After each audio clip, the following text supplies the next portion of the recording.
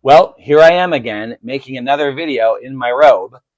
I guess there's no rest for the weary and no rest for a He-Man fan. Not this week. Saw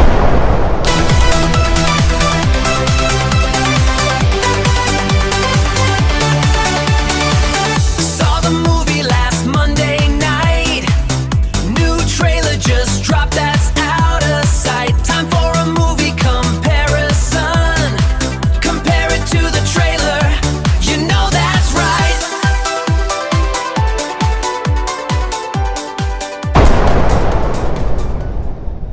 I just barely recovered from having been up late the other night at the world premiere of the movie in Hollywood, California. And I thought that tonight I could just chill out, relax, watch some YouTube, maybe catch up on some sleep. But then, sure enough, new exciting information that we need to talk about. Amazon Studios has released the third and final trailer for Masters of the Universe. Now, as someone who was absolutely blessed to have seen the movie this week, I can talk about this trailer with a unique perspective. But again, no spoilers. The first couple of trailers that came out were a little bit ambiguous. We had the images, we saw what Eternia was going to look like, Grayskull, the heroes, we got the visual, but the tone was still a little bit ambiguous. We weren't sure. Was it going to be a serious epic? Was it going to be like Lord of the Rings or the Odyssey? Was it going to be more campy? Was it going to be like the Barbie movie? Was it even maybe going to be pure satire, like, dare I say, a Will Ferrell movie? We weren't sure. So we speculated and waited for these past few months to see what it was going to be like. And I can tell you, after having had seen the movie, that the tone, the vibe of the movie is just like this third trailer. Absolutely ridiculous, absolutely hilarious, absolutely unapologetic, just leaning into the bombastic nature that is He-Man and the Masters of the Universe.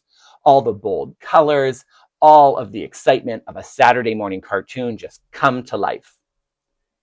A few moments in the new trailer that particularly tickled me were the intro that literally had He-Man from the 80s in the Filmation cartoon, and then the sorceress in her bird form sitting on the sword, very sort of Disney-ish, hilarious. Again, very cartoon brought to life.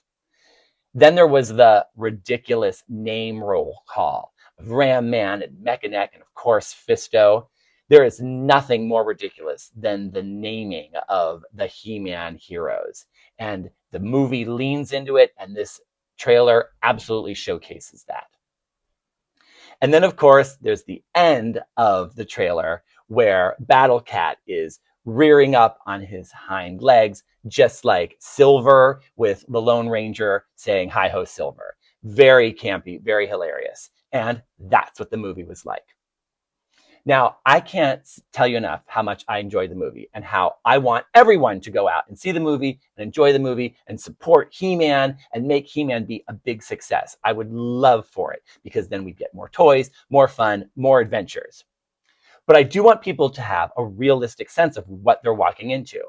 As I had said in a previous video, I know that there's fans that are really, really serious about Masters of the Universe. And they see it as like a really serious epic adventure. Kind of, again, like the Odyssey or Lord of the Rings, or really more like Conan, sort of that dark and serious epic story.